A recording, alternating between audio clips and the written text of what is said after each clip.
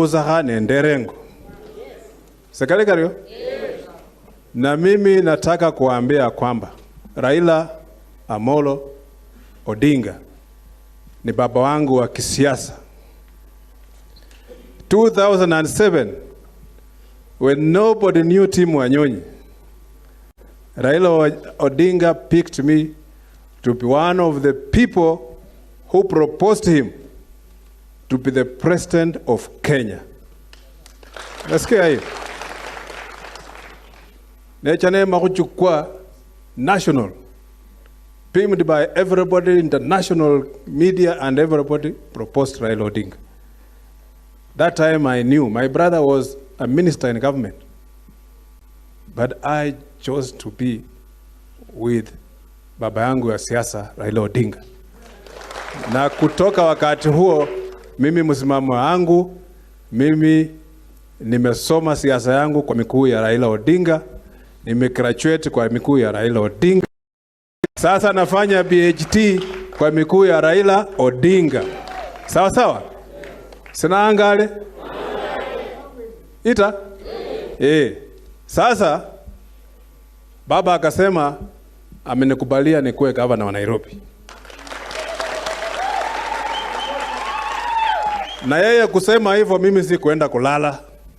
Mimi nilienda kufanya kazi na kuchenga ground yangu. Sawa sawa?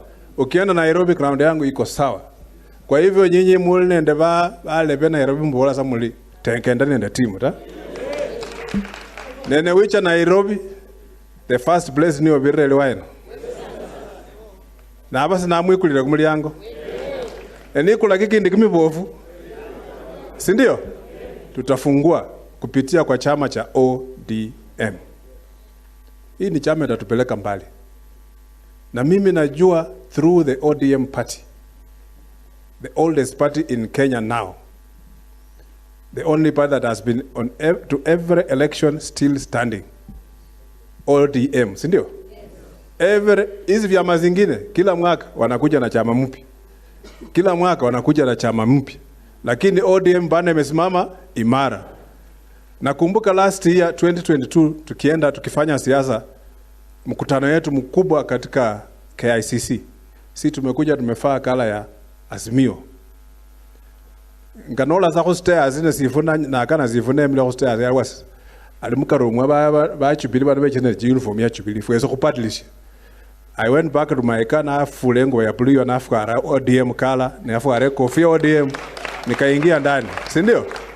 Kwa hivyo we want to retain the identity of ODM. Usiokope. Sawa sawa?